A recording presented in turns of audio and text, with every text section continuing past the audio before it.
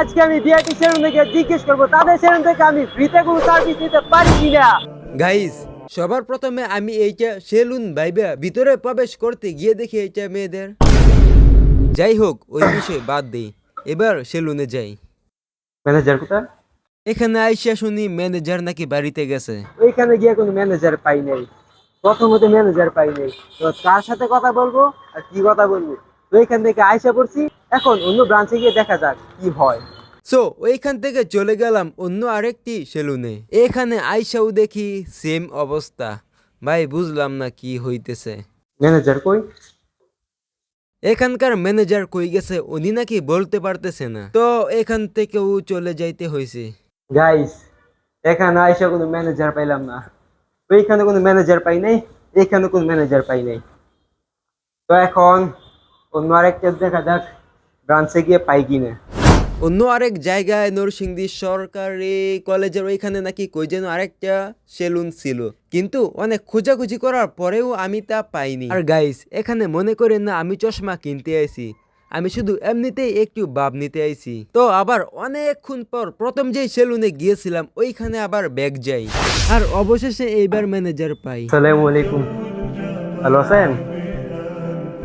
আলহামদুলিল্লাহ ভালো। আমি হচ্ছে একজন ব্লগার। তো আজকে আমি একটি চ্যালেঞ্জ নিয়েছি যে ভিআইপি সেলুন থেকে আমি ফ্রিতে কোনো সার্ভিস পেতে পারি কিনা। তো আপনাদের এখান থেকে কি আমি কোনো ফ্রিতে কোনো সার্ভিস পেতে পারি? হ্যাঁ, ফ্রিতে পাবেন। কি সার্ভিস নিতে চান বলুন? আপনি যা দেন ফ্রিতে। ঠিক আছে, তাহলে শুরু করা যাক। আপনার আগে লুক চেঞ্জ করি, ঠিক আছে? হেয়ার কাট এবং বিয়ার কাটের মাধ্যমে। প্রথমে আমার ইচ্ছে ছিল এইভাবে চুল রাখার জন্য, কিন্তু আমার তো আগের মতো আর চুল বড় না। এইভাবে যদি চুল রাখতে হয় তাহলে চারপাশ দিয়ে চুল আরো বড় রাখতে হবে। এরপর ভাইকে আমার এই ছবি দেখাই, বলি যে ভাই আমাকে এইভাবে চুল রেখে দেন। অপেক্ষা করতে হবে আবার বড় চুলের জন্য।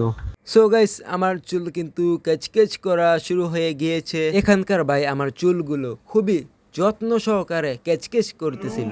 تناهت في السنة فرحا بالحسن يبرق। এরপর আমার চুল কাইটা এখানে হচ্ছে আমার হেয়ার ওয়াশ করাতে নিয়ে আসে। এখানেও আমার চুলগুলো খুবই সুন্দর করে যত্ন সহকারে ওয়াশ করে দেয়। এরপর হচ্ছে কি এখন হবে আমার ফেসিয়াল।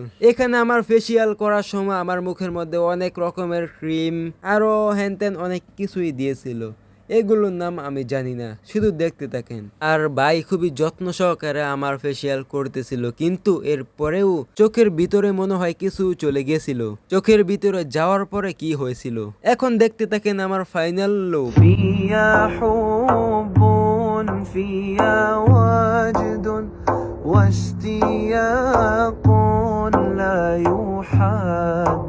এখন বলি চোখের অবস্থা।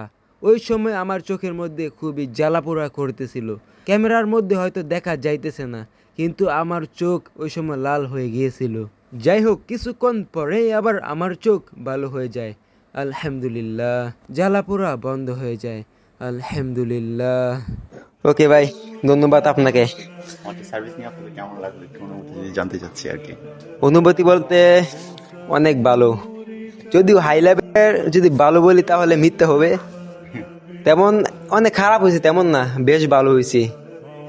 যাই হোক ভাই, আপনাকে অনেক অনেক ধন্যবাদ। ধন্যবাদ ভাই, আসবেন আবার। হ্যাঁ, ইনশাআল্লাহ সবাই এখানে আসবেন। ভাই আপনাদের লোকেশন বলে দেন। আমাদের লোকেশন হচ্ছে হেমেন্দ্র সাহার মোড়, কাচ্চিবাইয়ের অপোজিটে, নরসিংদী। এরপরও আমি বাইরে গিয়ে ভিডিও করে দেখিয়ে দেবো আবার। আশা করতেছি কারো চিনতে অসুবিধা হবে না। ভাই আসসালামু আলাইকুম। গাইস, আজকের ব্লগ এখানে শেষ করলাম। আর মাইক্রোফোনের চার্জ শেষ হওয়ায় মোবাইল দিয়ে ভয়েস নিতেছি। তো আশা করতেছি আজকের ব্লগ অনেক ভালো লাগছে, এই চ্যালেঞ্জিং ব্লগ। যদি এরকম চ্যালেঞ্জিং ব্লগ আরো দেখতে চান তাহলে like, comment, share and subscribe করে দেন। ওকে, বাই বাই সকলকে, আল্লাহ হাফেজ।